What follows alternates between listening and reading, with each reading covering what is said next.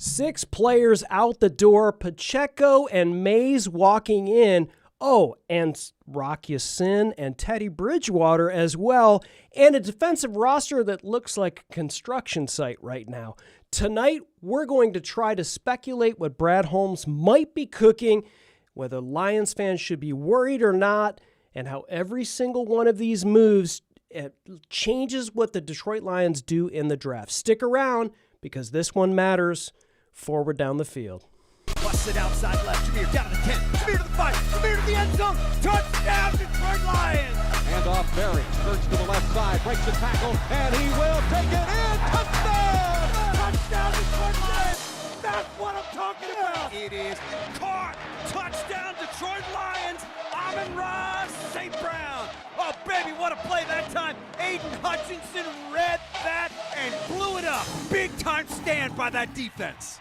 Big time stand by that defense, and we don't have the defense set just yet, but Rock Ya-Sin has just re-signed with the Detroit Lions, as well as Teddy Bridgewater and a number of players hot off the presses. Ladies and gentlemen, Lions Gray Mains live Tuesday evening, and if you're listening on the replay, you got to join us every Tuesday night at 7 p.m. Eastern, because you never know, these Detroit Lions, between 6 or 7, they're going to do something, and it's going to throw this Lions rundown into a tailspin, to where we just have so much news to cover tonight. Ladies and gentlemen, on my screen, making me look absolutely invisible, the two gentlemen who I partner with on Lions Gray Mains, Dan Keener and Brent Kreider. Gentlemen, are we feeling better about how the Detroit Lions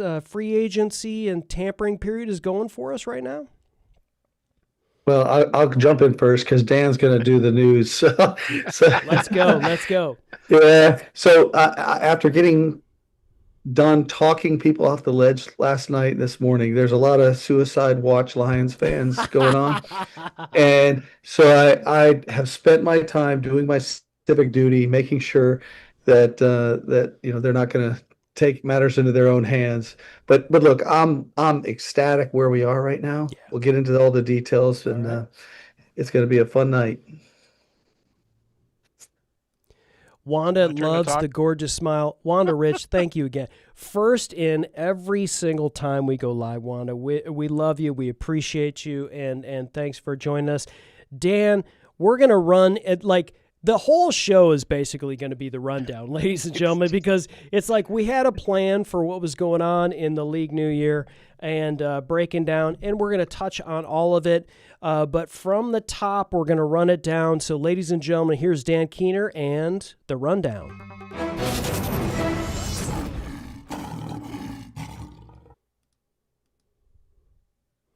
I don't even know where to start. There's so much going on. I mean, holy smokes, and I want to reiterate what Brent said, about people freaking out. It's free agency. I didn't anticipate any of the guys that we lost coming back, especially when I started seeing the amounts that were being thrown around by these freaking crap ass programs, just chucking money around like crazy. Yeah. I mean, the Raiders, the Commanders were crappy last year, but they were good the year before. Cardinals, the Rams. Well, no, not the Rams. I'm just talking the ones that are really like blowing money. I mean, they're just throwing money at people. Titans. The Jets, the Giants, the Titans. I mean, they're literally burning through cash, and they're creating. They're overpaying guys. Every guy we lost, which we don't really know about Kalif yet, but every other guy we lost, they all got at least a 20% bump in pay. And these guys are a year older. And, last year they were scrapping with Anzalone about $250,000, and the dude got an extra $2.5 million to go to Tampa. So wife's from there. So it is what it is. I wish him well. He's a great guy. I'm glad for the time he spent here, but time to move on, So if you want, Chris, we can just run down really quick the scorecard we have for the ins and outs for the free agency for the Lions. If you want to throw that graphic up, that'll give us a good starting point. Tell me what and that some of the scorecard. Got it. All right. Yep, the updated one that's in the Zoom chat, and that is not the updated one.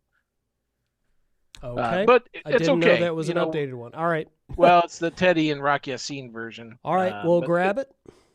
Yep, that's cool. So we'll just start walking through. So Lions have re-signed 2 guys now. Malcolm Rodriguez earlier today at linebacker, and Rock Yassin, like, no kidding, like 10 minutes ago.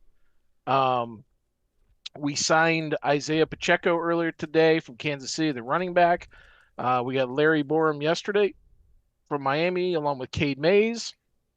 And literally a second before the Rock Yassin news hit of the re-signing, we signed quarterback Teddy Bridgewater. So, and this comes on the heel of Kyle Allen leaving, going to the Bills. So, that I think the quarterback is in good hands now. The backup, there's probably some questions about Pacheco versus Montgomery, and I'm sure that's not quite a 1-for-1. Pacheco's got some health issues, and honestly, the Chiefs' running game has been kind of bad the last couple of years, and you can see it in Pacheco's numbers. But the kid's got talent. He's also fast. Monty was a 4.6 guy. Pacheco's like a 4.45 guy, 4.43. So he's a lot faster, similarly sized. And then we got the 2 interior linemen. Borum's a right tackle. He's got starting experience. He actually outperformed Skipper and Manu when you look at the metrics last year. So this is a backup swing tackle, folks. He's a backup swing tackle that could potentially start if he improves. I mean, give him some time with Hank Fraley. We'll see what happens. And then Cade Mays, the kid's going to be our starter at center. I mean, we brought him in to be the starter. His numbers are, they're upper third towards the, tail end of the upper third of the league in terms of his metrics, but he was better across the board than Awasike and Glasgow. And, outside of the Linderbaum disaster that the Vegas created by paying this guy like literally 10 million more per year than Creed Humphreys, who is better than him by tenfold, got a bargain. This kid is a third the cost of Linderbaum at just a little over $8 million a year APY. Linderbaum's getting like $27 million a year. But let's put a pin in that, Dan, crazy. because a lot of fans right now look at this and they say, well, here's Holmes shopping the bargain buy one get one DVDs here, and he's a third of the cost, but is Cade Mays a third of the talent that Tyler Linderbaum is? Well, Linderbaum and Lions fans are delusional because they never think. They just go out and react with emotion. Linderbaum was an awful fit for the Lions. He is a zone run scheme blocking center. Lions run a gap, 1.5 gap offense. His 1.5 gap was worse than the other 2 centers that were top of the market, which was McGovern in the Bills and the other kid, is it Valdez or whatever his name is, that signed with, I think, the Chargers. So he just was a terrible fit for the Lions, and when you see the amount of crazy money that the Raiders threw around, there you go. It makes sense that we got a guy that was in our budget and also fits our system. Yeah. And it can't hurt that the kid was coached by Hank Fraley at the Senior Bowl. I think it was a Senior Bowl, back when he was in at the end of his senior year. So, wow, they're aware of him. So that tells you what you need to know right there. If Fraley signed off on it after coaching him for a week, good stuff. Brent, any thoughts on Cade Mays? Yeah. I think the Lions got a really good player, young, developing. If you look at the metrics, as Dan was alluding to, I think he was about the 4th or 5th rated center in terms of overall PFF football ratings, and he's nasty. He's a big kid, 6'6", I think, 6'5", 330 pounds. Those 4th and 1s that Dan loves to go for it on, he's going to fit right into, just moving the pile. And look, guys, you can't sign top free agents at $27 million a year when you've got the talent that the Lions have and have to commit to paying over these next few months with Laporta and Branch and all the players that are going to be coming up for contract extensions. And so being cap wise and not being foolish. 100% agree with Dan's comment that these folks are throwing crazy money, and I do want to say that the Lambs did pay the 12th rated cornerback in the NFL the most money ever for a cornerback. So, I think that's stupid money when when we were talking about it a few minutes ago. So the Lions are look, we're comparing these kids, Mays to Graham Glasgow at center. Who would you rather have at center, folks? A 27-year-old Mays or a over the hill Glasgow who never was a center to begin with? Mismatch. He was a right guard. He played his best at right guard. Glasgow did, and we had to, by virtue of not having a natural center, move him to center. So a kid that is a natural center for me, and how much we spent to get him, it's a win-win, absolutely a win-win. And then we've got developmental kids in the pipeline, and so as we've talked about over the past few weeks. So the Lions are in the perfect place. And look, the draft is going to come up. I think, as we talked about last week, I'm a big fan of pulling a tackle with that first pick and then getting developmental players at positions of need later. But I'm really bullish now on safety. I'm really bullish on an offensive tackle that can play guard, offensive guard tackle, but preferably if we can get the kid from Utah, Loam, however you say his name, we will be in a good position to have a really strong offensive line and get our identity back. Except at edge, opposite of Hutch. No, I'm sorry. Well, Dan, like Muhammad, AQM. If that happens, listen, we're not done yet. I think that's the other thing I think a lot of fans, Dan, need to understand, right? Is like first day, everybody is spending money. You're seeing the Raiders you're seeing the Panthers. Everybody's talking about, oh my God, the Panthers, the Titans. And like a lot of teams need to spend that money because they got to placate fan bases, right? And so, ladies and gentlemen, Brad Holmes, you saw the thumbnail from today's episode. You're like holding the panic button out. Do you think Brad Holmes cares about how you are panicking right now? He does not. He has so many plates spinning, ladies and gentlemen. Not just the draft picks, but there's tons of fifth-year options and like contracts and all kinds of things happening, right? So you just got to understand there's a lot of stuff happening that's going on right now. And so let's hit the pause button and go, we have a center, right? We just signed Rock Ya-Sin, who personally, when I was like, okay, Swiss Army knife. if we let Rock Ya-Sin go, like Amik Robertson got let go, I'm going to probably say a lot of bad words because I feel like Rock Ya-Sin really showed himself. I was bummed that Roy Lopez went back to the team to the Cardinals. I wanted Roy Lopez. We have defensive line. We have that edge that we have to stay.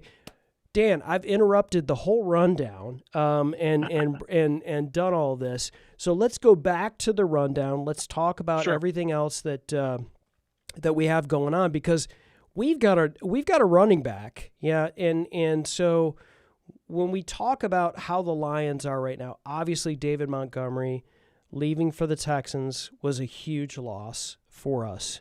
We have Isiah Pacheco.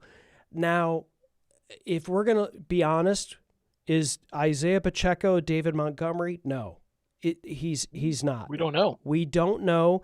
He's an injury-prone player. He's kind of, gone down in the last couple of years. But, Dan, I think you would agree that maybe the Lions aren't done at the running back position. Yeah, there's free agency's got multiple waves. You've got the crazy stupid free agency, which is when everybody gets super giddy and tries to sign the best name player for the most amount of money they can have, and we're in that window right now.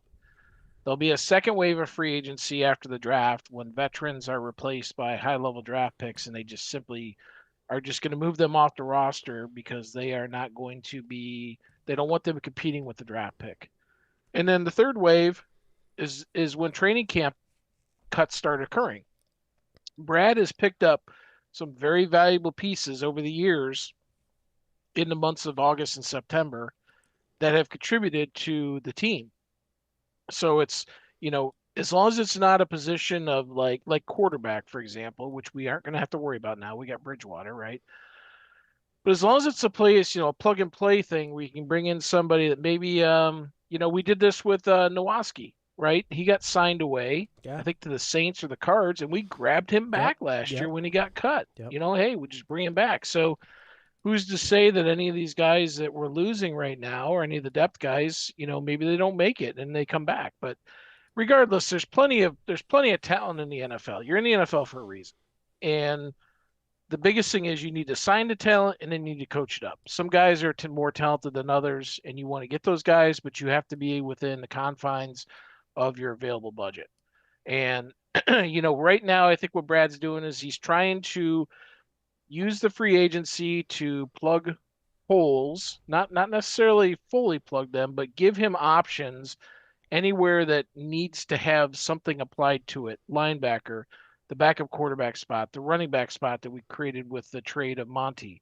The O-line has been given 3 new guys. We've got a new starting center, a new depth tackle, swing tackle guy, and another guy in Juice Scruggs who can play anywhere in the interior offensive line that came in the Monty trade. So he's adding pieces to it, and what he's building for is giving himself the max flexibility when the draft pops up. So he can trade up, trade back, which is Brent's favorite thing to do. It's a decent draft, in like second and third rounds.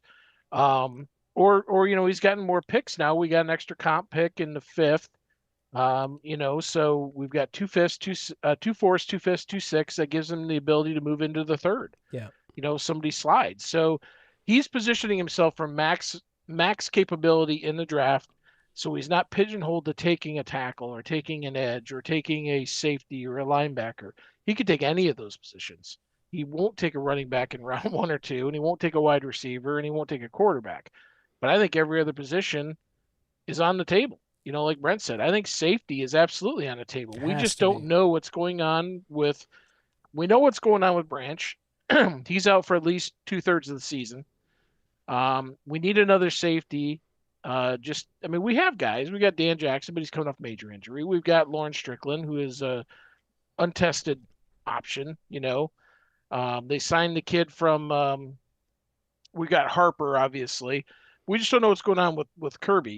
He looked like he was feeling better, but that's not turf field either. He's playing on by throwing t-shirts, right? So I think safety is going to come up. Edge, an offensive tackle.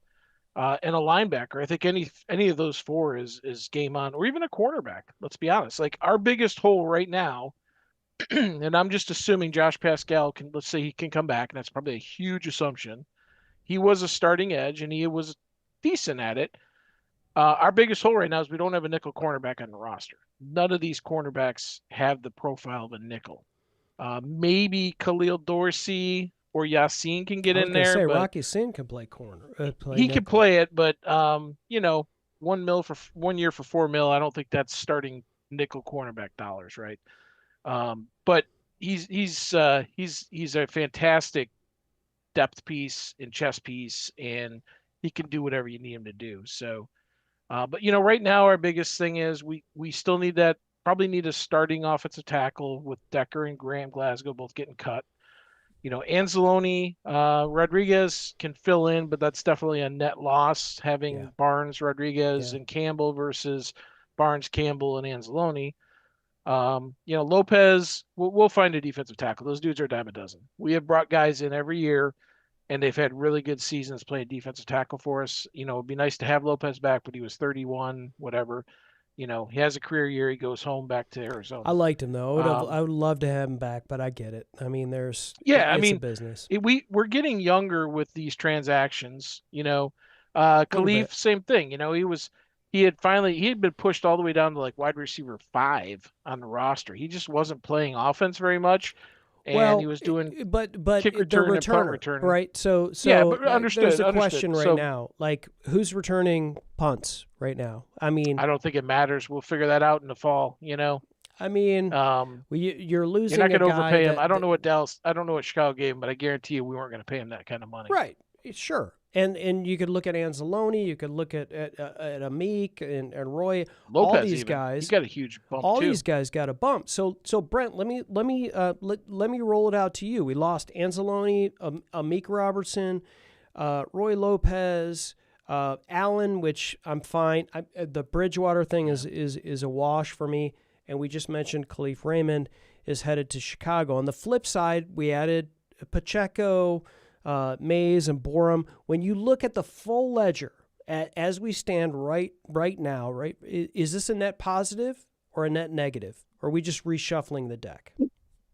It's a net positive because the Lions' identity is wrapped up in their offensive line. We were not, and look, the possibility still exists that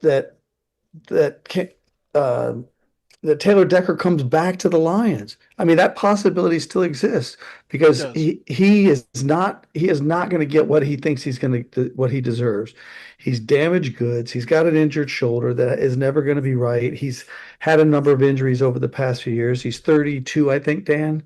And so he could come back. We could still draft an offensive lineman, or as everybody seems, all the Lions fans really want to address the edge position. I'm not opposed to that. If you got an offensive tackle signed, there's still a handful of offensive tackles that could come in and start for the Lions this year while a rookie kind of gets his legs under him. So I'm in a position to where we fixed the center position. We've got 3 guards who can compete for 2 positions. We've got a stud tackle that can play right or left tackle. And so I'm absolutely at a point where if we either draft an offensive tackle and or sign a free agent offensive tackle or both, we're ahead of where we were last year. We have big center, physical. Our identity is being able to run the football, and that's the way I look at it. I'm absolutely happy with where we are, guys. Yeah, and it's a net positive on these trade outs. Scruggs, bringing him in, bringing Mays, the Borom, all these guys are a net positive over the depth. Isiah, Colin, exactly, right? Yeah, and we're gonna get Colby Sorsdal back, who, he hadn't really put it together yet, but he looked like he was starting to at the end of his sophomore year there, starting to get it a little bit till he got injured. So you got Sorsdal coming back. He could be a cap cut too. I don't know. Manu, at some point, they just need to cut bait in that fool. If he's not going to show it, he's got to go. He's the new Hendon Hooker for me. We pissed away a draft pick on this guy, and he just isn't developing. So if he doesn't show something in camp, he needs to go. Is there a counter view to the fact that Borom, Juice Scruggs are not net positive in terms of backup players over last year? Well, you have the elephant in the room is the loss of a 10-year starting left tackle, right? So Penny Sewell and Taylor Decker were one of the better combined starting tackles. Decker has been slipping primarily due to injury. The guy's been a warrior. If he gets his shoulder cleaned up and gets that resolved, as you said, the door is not closed on him. I don't think so by any means. I mean, the Lions, if they're not trying to recoup, they cut him, and I don't think they gave him a failed physical. They did Glasgow. I don't think they gave Decker a failed physical designation. I don't think so either. But so, he can go find out what he's worth, and then if the Lions offer to him still stands and it's better than what people are offering, then there you go.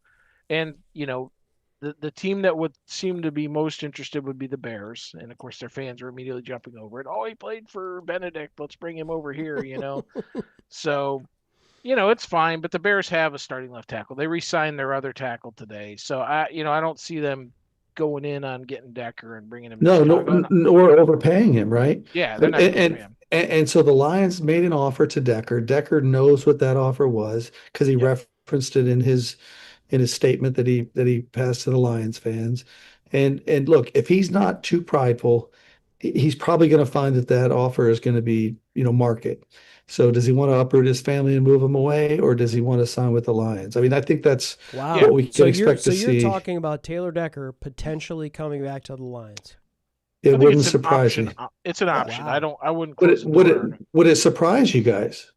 It wouldn't surprise me if somebody doesn't throw money at him. Look at the Bengals all-world defensive end. The guy has overvalued himself. Yeah. It happens. Well, He gave this up is- $30 yeah. million a year last It's year a that his different agent was situation. offered by the Bengals. It's a different situation, though, isn't it? Yeah. I mean, Well, no, okay. You see yourself as a player. like Hendrickson versus a guy who's got half an arm. Yeah. You know, I and don't think Decker and who is. isn't going to I practice. get what he's trying to do here. Right. Yeah, but I'm saying, Hendrickson's had a couple injuries, right? I mean, but Decker sees himself as worth something. That's my only point.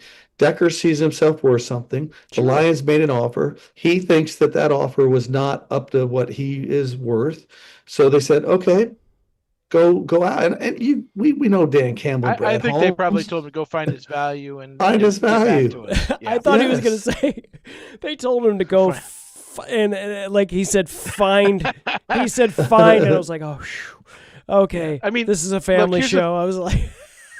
Here's the thing about Decker. I probably understand him more than anyone because I'm being an Ohio State fan living in Ohio. Oh, here we go. Decker he's an I-75, I-71 kid, right? He grew up in Dayton, or 70-75 kid. He grew up in Dayton, went to Ohio State and Columbus, never lived from his hometown more than about 200 miles, right? So I can't see him just, as you said, up and moving and going anywhere around the country. If it's going to be somewhere, it's going to be the Lions or Indy or Pittsburgh or Chicago, Cincinnati, Cleveland or Cincinnati. It's going to be in this little tri-state, quad-state area here. That's it. He is not moving to freaking Arizona. His family and everything else is in Detroit, right? He is in Michigan. He's lived there for 10 years.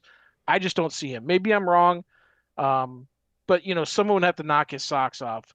And now we're past the first wave of free agency. What you're seeing now is it's not the bargain hunting that's going on. You're seeing guys like Reek Woolen just went, it's an up to $15 million for the Eagles. So damn well that it's probably more like one year for $8 or $9 million with a bunch of option bonuses or incentives or something like that, So guys are finding their true value now that the top line guys have been snatched up.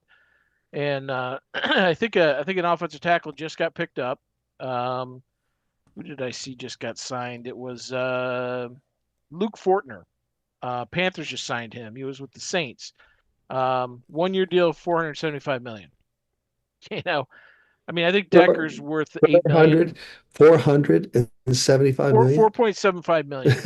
40. I Yes, was gonna say, $475 wow. million. That's how awesome that player is. But That would be you're seeing my amazing. point is that, what are we paying Borom? One year for $5 million, right? Yeah. Or was that Scruggs? I don't know. The market is stabilizing for offensive linemen, and Decker's value, is probably going to come in somewhere around that $8 million mark is my guess. Yeah. Well, what's the theme here? What is the theme? The Lions are replacing players with bigger, more physical players. Glasgow was, well, you already said that. You said that earlier. And I'm just saying, in addition to, getting younger, the Lions are getting bigger and more physical. I think that's the way we should look at this is, are they better? I think the depth's better. But Dan, when you said that you lost your left tackle of 10 years, that's absolutely the point. I think the Lions have to address left tackle, right tackle by either moving Penei Sewell to left tackle or you got to draft somebody. This is to play left exactly, tackle. Brent, thank you for this is exactly why, as everyone talks about who the Lions are going, listen, there's going to be some stuff that's going to play out between now and the draft, but this is just gravitating towards a tackle. Now, that could be a tackle that plays right tackle and Penei moves to left tackle. That could be a left tackle and we keep Penei at right tackle. But to me, when you're plugging holes and you're reading between the tea leaves here, guys, this really feels like tackle. As much as I would love to see a great safety, I think we can get a great safety, whether it's a TCU kid, Bud, in a day 2 or day 3 situation, I just feel like it's tackle. I just feel like if we can get a starting tackle with our first pick, I just feel like that's where it's moving. What are your thoughts? We will get somebody. Well, last week, I mean, Chris, just pile it on. If you remember last week, I started saying specifically, I think the Lions are going to go tackle in the first round. I don't think there's any way around it, knowing that they believe their persona is wrapped up in their ability to be physical and run the football. So, the next few weeks as we get closer to the draft, we're going to start saying Lomu, Hennecore, Freeling, Proctor, and Blake Miller. Those are the options, because there's no way Magoa and Fano or how you say his name are gonna fall to us. Wait, Dan, you and I should make fun of how he pronounces names, because we do plenty of making fun of how you pronounce names, Dan. That's true. Let's dish it. Should. Like it's only fair. And ladies and gentlemen, Jammo, right? And Penny Sewell. So Baltimore Ave Studios, we appreciate you joining. We got a dozen folks watching. We got way more than a dozen folks watching. There's a dozen folks on YouTube, but there's all kinds of places that we're planning this show. They must be focusing on all the great Lion info y'all are putting out. Keep it up, fellas. We appreciate you for joining us. Listen, this is a live show, and for those of you who are listening on replay, we're sorry that you weren't here for the live show. We go live every Tuesday night at 7 p.m. Eastern. But feel free to jump in the chat and ask questions, poke fun at me, poke fun at Brent or Dan, or, tell us we're off our rockers here. But in any event, we appreciate you. And Wanda chiming in, hey, chatters, I'm missing your opinions. I'm sure these promoters are also. Oh, we be promoters. Do we have promoters? Awesome. Guys, we appreciate you joining us in the chat. But, folks, when it comes to this, guys, we're the whole coverage about this whole thing, we're talking about like the Jets, the Titans, the Raiders spending wildly over the last 2 days. Although today was kind of quiet, I think, but the first day, definitely. And so how does what Holmes is doing contrast with that approach? And why should Lions fans take comfort in that restraint? Those teams suck. They're trying to buy relevancy. Yes, they're terrible, Chris. So here, there's one word that describes how Brad Holmes does his job, and it's measured. He doesn't do anything half-cocked, and that's not a bad word. He doesn't based on emotion. He does what's best for the team to continue to make sure that he's filling holes, giving himself max flexibility, and trying not to put himself in a pickle late in the season. Last year, he did that with linebacker. He got the linebacker core all squared away. I loved our linebacking core last year. He tried to do it with offensive line, and it was okay. But, boy, cornerback, he bolstered that up all big. And safety just got smoked. I mean, there is just no word between the suspensions and the injuries, and safety killed us last year. And when we started having cornerback issues on top of the safety issues, it just compounded. And the year before, we made it all the way to the NFC Championship game playing with basically bubble gum and duct tape, popsicle on the sticks D-line and and stuff, and he fixed that. But, he's still got some issues. In all these years, he still hasn't found a second edge. And I'm not going to say dominant. You don't need a dominant second edge when Aiden Hutchinson's your primary edge. You need a competent second edge, a guy. I've been pushing hard for AJ Epinesa, from the Bills, or even an aging Joey Bosa, a Cam Jordan, or not Cam Jordan, Cam who's the kid from the guy from New Orleans? I'll take Cam He's not Jordan. a kid, he's 36. Yeah. Yeah, I think that's Cam Jordan. Yeah. I mean, these guys, they're consistent producers and they stay healthy. That's what we need at that other edge. Davenport, when he was healthy, played very well, but he was never healthy. And when he came back, it just took too long to get himself back to where he was. Yeah. And this year, he just didn't have it. But if he would have stayed healthy, he would have been the ideal edge. Yeah. I mean, look at Jalen Phillips. That dude was a freaking walking mash unit for Miami. When he played, he was lights out. And everybody wanted to trade for him. Philly did. And the guy managed to play 17 games last year and cashed in on the largest free agent deal at edge, I think, so far in this offseason.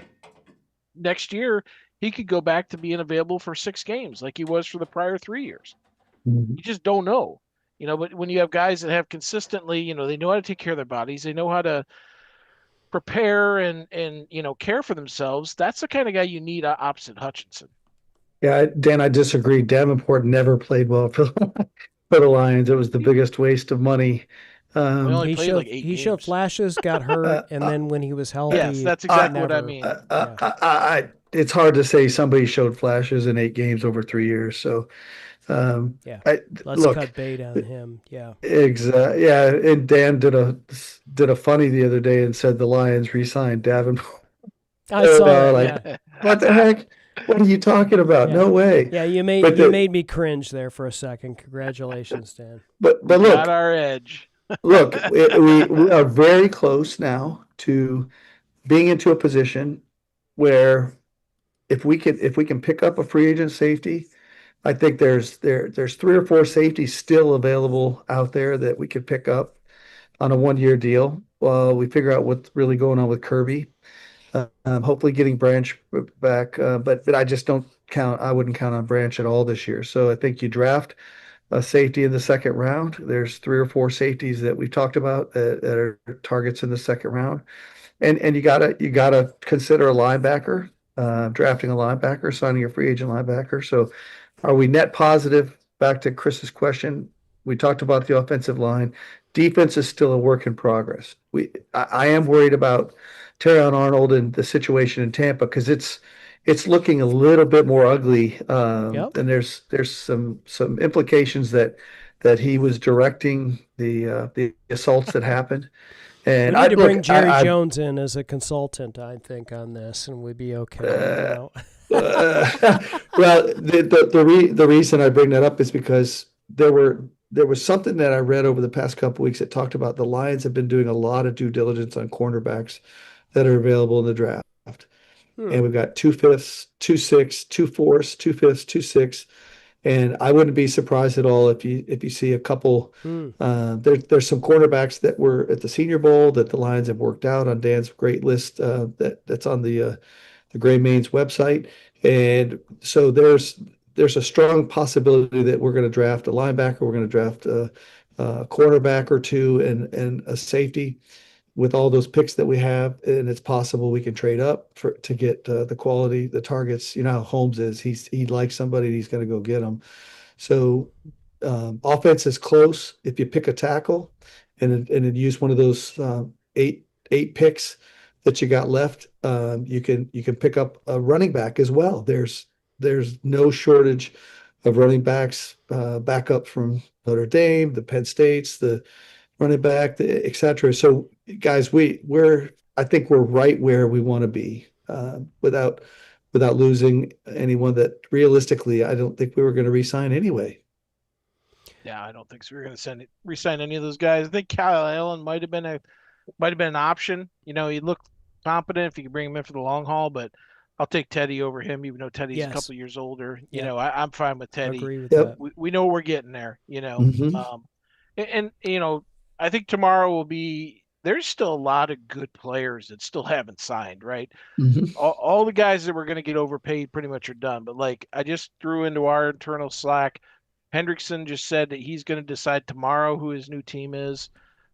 Who's got money Yay! left? I mean, seriously, Yay. though, who's got money Who's left? going to sign These guys this, have been this throwing guy? money around like drunken sailors. Yeah, exactly. Well, Drunken well, we sailors. haven't- Exactly. Yeah, we haven't even said how we're going to sign the players that we've come to contract terms with. So Yeah. tomorrow we it's should also done. see. But we should know exactly how much money we're going to have available, which will also give you an idea. Do we sign a Nick Cross, a Kevin Baird, Joaquin Brisker? Those safeties that are available.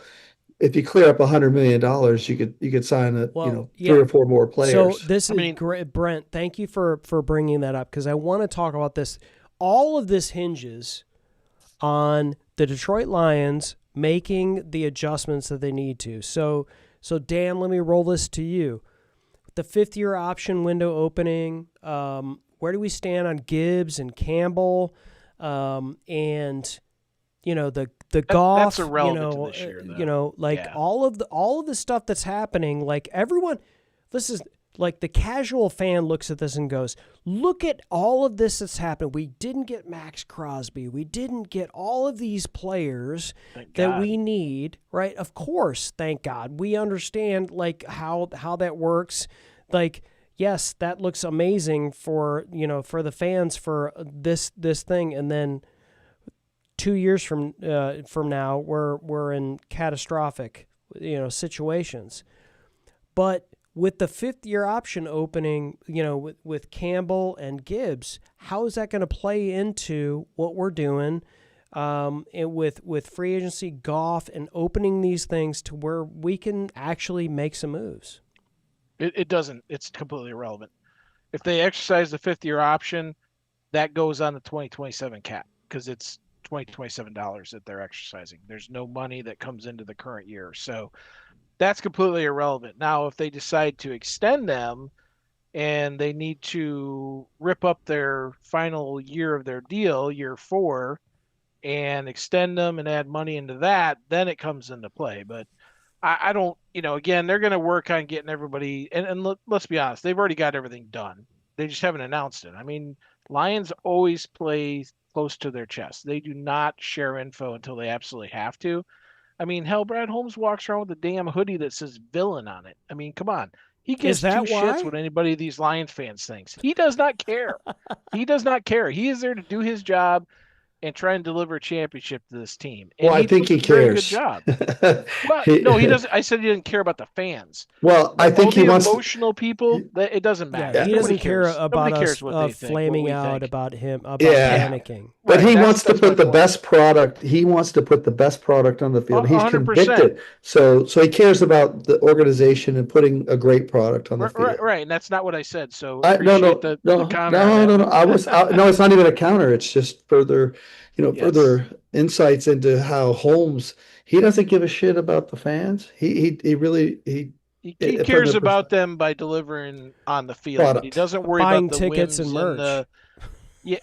I mean that's everybody cares about that. It's a business, right? This is a for-profit business. Of course. And how do you do that? You put a winner on the field. Exactly. And they've been successful the last few years, and they want to keep that going. So, back to your original question, though, is there's plenty of flexibility out here. You've got Goff, St. Brown, McNeil, Sewell, DJ Reed, even Barnes, and potentially looking down the list here. I guess that's about it. Any one of these guys. $130 million. It adds up to. Well, hold on. That's not that simple, because some of these guys have guaranteed salaries this year. Base salary for Jared Goff is $55 million. It is now fully guaranteed. So you will have to kick out extra years on his current contract ends in 28. You will have to kick out extra void years or something else to spread some of that money out. It's a simple restructuring, or, take 25 million of that and spread it over the next 3 years as signing bonus. So you're dividing it by 3 and cutting his salary by 25 million. Well, by 2/3 of that, but there's plenty of room. This is the difference between Howie Roseman and Brad Holmes. Howie Roseman uses all of his base salary. He already has, when he signs these guys and puts them he's already cut everything off their base salary. Everything's an option bonus for him. They just kick it down the road. Brad keeps these big base salaries in there every year, so he has flexibility to go in, make adjustments if need be, and just tack on extra money, in void years, whatever, down the road, and kick the can down and spread it out, right? So he does it while they're still active instead of trying to do it while they're no longer here. But there's plenty of money to work with. He probably has all these done, ready to go. They just have not filed them with the NFL yet because there's no reason to. Decker's cut, that alone cleared us. That saved us like 12 million or something like that. It was 9.4 in dead and 12 million in savings. Glasgow gave us another, I don't know, 3 million in savings, something like that. So we're sitting here between $3 and $5 million under the cap right now. But we've got to add the 4 million from Borom on here. We've got to add Cade Mays' salary. We've to Brent's point, we got a lot of guys we got to sign, that we've committed to. Yeah. But they've already got this all done. I guarantee you, when it's all said and done, they'll have all the money they need to sign all the guys they committed to, re-sign the guys they've committed to, and give probably another $20 million in flexibility, because 9 of that will go to the rookies, right? And leave himself more room, but he's still not going to get rid of his ability to approach a few other guys about spreading that money out. So, we're fine. There is, he knows it's Disner and Holmes. They know how to handle our cap. So Brent, Dan, as we sort of round third for a baseball analogy and head home for tonight, I wanted, and this is a surprise, you guys don't know anything about this, so listen, we plan for these shows. We kind of have a sort of a grid for what we want to do, but sometimes I'm going to throw these guys a curveball because they throw me plenty of curveballs here in the chat with graphics and stuff to throw up. So I'm going to do this. I'm going to start with Brent because I know Dan has plenty of stuff to talk about as it relates to this particular topic. So let me start with Brent on this one. Kalif Raymond, pretty much, like a Lions favorite. This guy, if you're looking at records for returns and things like that, like Kalif Raymond, there's tons of memories. Not Mel Gray memories. Shout out to the Lions Gray Mays Hall of the Underrated. But plenty of great memories for Kalif Raymond. Went to Chicago.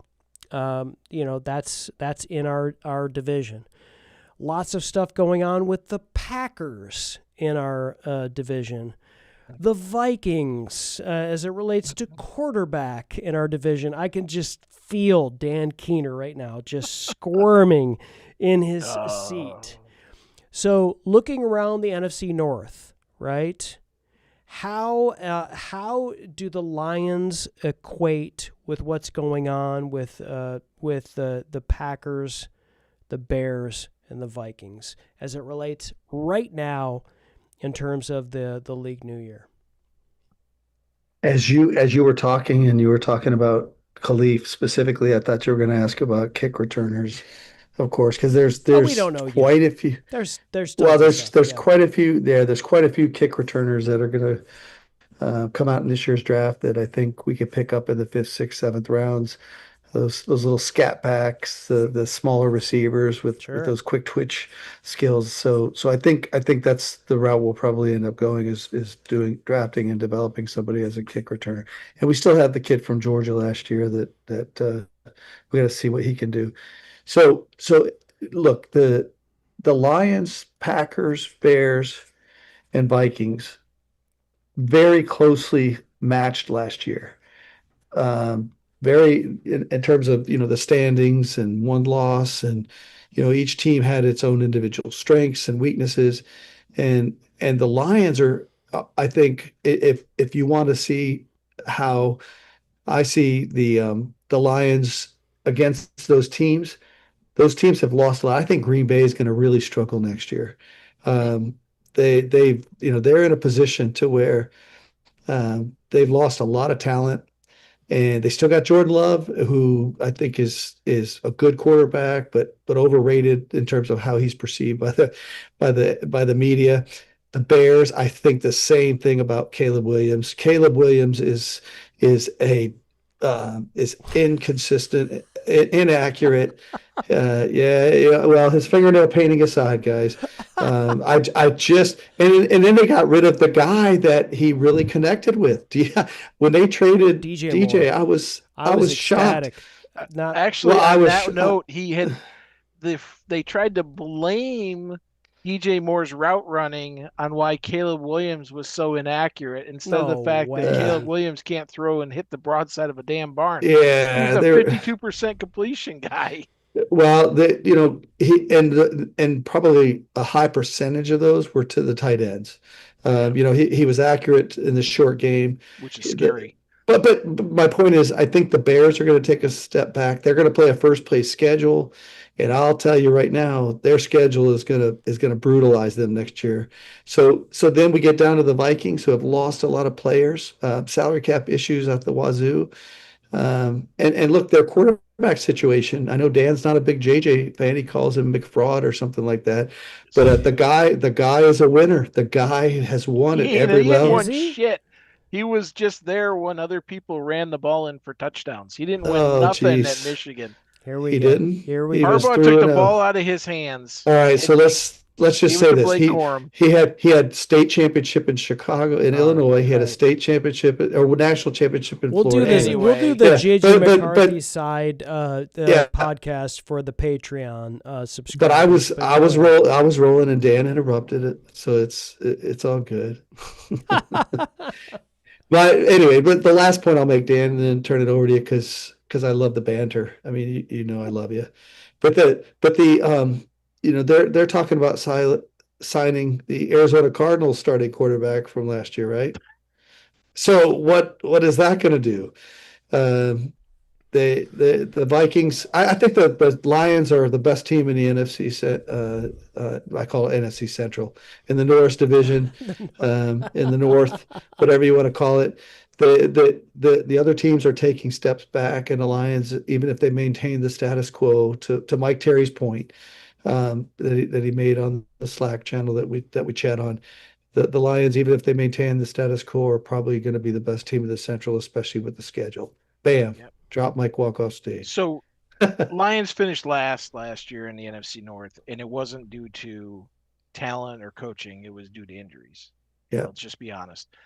You had the Packers and the Bears. Really the Packers, they had that half game up on everybody because they tied with Dallas, which is just embarrassing. But look, the best thing I could say about the Lions versus these other teams is we're not a steaming pile of shit show that's going on in Chicago, Green Bay, and Minnesota right now. I mean, these teams, and you'll see it in my post next Monday. I am logging every change, free agent departure and addition. The Bears have lost a lot of players. Their entire team was predicated on the fact that they had a plus 10 margin. This isn't their overall. This is plus 10 on the next closest team and turnover margin. They were winning despite Caleb Williams, and they were winning because their line played well. Their frickin' center, who got named All-Pro, retired on them. Mm-hmm. And I think the center for who else retired? Minnesota, he retired. He had concussion issues. The Packers, they just let their starting All-Pro center leave and sign his understudy, who wasn't an All-Pro, and that dude just signed with Cleveland. Yep. Right? Romeo Doubs left. Chicago shipped out Moore, and Moore didn't forget how to play football between Carolina and Chicago. Great. It's just a different person getting the ball delivered. Yep. And then on top of that, you've got, looking around today, Packers, wide receiver 1 gone. Who'd they replace him with? Sky Moore? I mean, come on, that guy's been a bust. He's a kick returner. He's not a wide receiver. They're signing depth pieces because both Minnesota and Green Bay are so far in the hole, their poverty programs right now. They have no cap. They've got expensive quarterback in Green Bay. Minnesota, the quarterback position, they should be thriving now because they have a rookie quarterback contract that they spent the 10th over pick on. He hasn't lived up to expectation. Signing Kyler Murray is not a solution. I mean, Arizona will pick up most of his contract probably because of offset language, but the Lions love playing against Kyler Murray. I think they were like 4-1 against that guy. Yeah. You know, he's not accurate. He can't see over his line. I'm with Brent. The teams in the NFC North, Chicago, first place schedule, lots of turnover, both, and keep in mind they're going through what the Lions went through. They lost their OC, their DC. Green Bay lost their DC. That guy, he Halfley gave us fits last year. We should have beat the tar out of those guys, and we didn't. Because Halfley's defense just totally stymied our offensive line. Yeah, he's gone. He's down in Miami with Malik Willis now. So I'm just looking at these guys going, okay, we had our reset last year. We had our step back between all of our coaching changes and the injuries. This year, we need to replace some key components, but we have stability for the most part, other than the OC. But that was my choice. But we've got a better OC, better backup OC. I think we're better positioned this year than we were last year. Everybody's got a year under their belt, get some guys back healthy, plug some holes, and we're just not absorbing the same type of losses. Our biggest loss right now is Anzalone, just because he's a 5-tool linebacker, and those are tough to find. And a huge need for us from a position standpoint. I mean, Rodriguez, a healthy Rodriguez helps fill that role a little bit. He's not Anzalone, but again, every one of those guys other than Kalif and maybe Lopez, well, after the first week, every one of those guys was getting yelled at and being wanting to get cut. People were calling for Anzalone's head. They were calling for Lopez's head in week 1 because he played terrible. And then he put it all together, right? Leaf's Leaf. He's a great kick returner, punt returner. He's ideal, as a slot guy. I think Kennedy comes back. He replaces him. We don't miss a beat, personally. We've moved on at wide receiver. You've got Tesla, Jamo, and St. Brown. You've got Lovett on the roster now. We brought Cunningham in to keep him there. Tesla. I said Tesla, yeah. Yeah. So Tesla has replaced. I mean, Leaf was our number 3 wide receiver. Yeah. Listen, from a lining up, from an X's and O's lining up standpoint, Tesla is. Yeah, especially as the year went on, Tesla was getting more reps and more reps and more reps, for what Kalif would normally get. I think he had become expendable from a wide receiver 3 or 4 standpoint. So that's fine. I think from a return perspective, do we know yet? Sorry, I need to interrupt you. Yeah. Baltimore Ravens have backed out of our trade agreement for Max Crosby. We will have no further comment at this time. Directly from the Raiders through Ian Rappaport. Yeah. Thanks for stopping. I wonder if he failed physical or something. Well, he just had surgery. But something happened. I wonder. Oh, I wonder if Hendrickson chose the frickin' Ravens. Yeah. Oh my gosh! What? Can you imagine getting Hendrickson? Hendrickson said he was going to decide on who he was going to sign with tomorrow.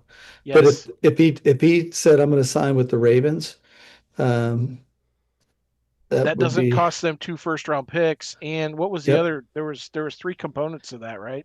And Hendrickson's a better player anyway. I mean, maybe they're Crosby's the guys led the NFL. He's 3 years younger. Yeah. Well, the Ravens are playing for next season because, Henry's getting long in the tooth. Hendrickson. The Ravens are not that good of a team like they were 4 years ago. So this may be a Hail Mary attempt on their part before they rebuild. Yeah, that's crazy though. But that's the risk you run. Any one of these announced picks, or the announced trades, the announced signings, any of this stuff could fall apart over the next 12 hours. Until noon tomorrow, when this stuff is executed, well, I guess it's more like 16 hours. But until noon tomorrow, nothing's final. And, so we've seen this happen multiple times. And boy, Hendrickson says all of a sudden there's got to be something here. You can't have a guy who's the best edge on the free agent market all of a sudden say, I'm going to choose tomorrow. I've decided. And then the guys that traded 2 firsts for Crosby all of a sudden are looking, hey, we can get Hendrickson without giving up our first round picks and probably for $28 million instead of $30 million. Oh, that's crazy.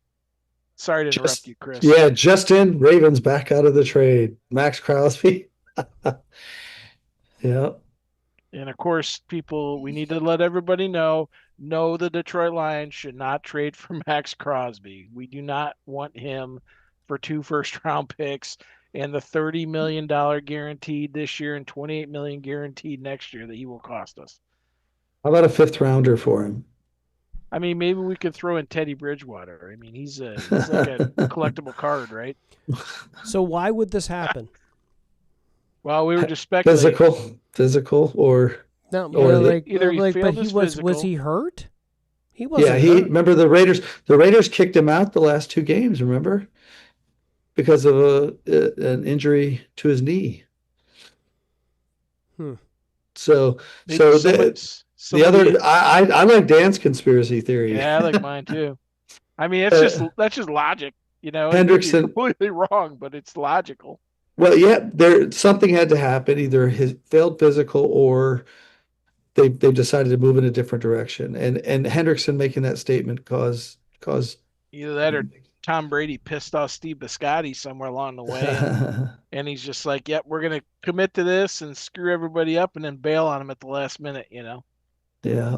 This is something you don't do normally, so it'll be interesting to see what comes out overnight as to why this happened. I mean, it's a big no-no in NFL circles to do a commitment like this and then back out at it. Just like committing to a trade. It doesn't happen. It doesn't happen, Dan. I mean, unless there's a failed It happens physical. in the draft all the time, but they literally say straight up, hey, if our guy's there, we'll do this. If he's not there, we're not going to do it. Yeah. Well, that's, it's just crazy. I can't wait to see what comes out of this. That's just nuts. I mean, the Raiders have now posted it on their website or on their official X account too. So this is not a hoax. So actually tomorrow, all the stuff can start at 4:00 tomorrow. My mistake. So everything under the cap, trades become official. Signings can start taking place at 4 p.m. tomorrow afternoon. So 20-hour countdown. All right, so we're going to stay 57. live right now between now and then for 20 hours. So everyone here, all of you millions of people that are watching Lions Gray Mains right now, stay here because we're going to let you know live as a no. I'm not kidding. Hello, room service. Could you deliver me meals every? Mike will hang on here with you all. He's going to act as your personal concierge. Exactly. All right. Now here's another thing too.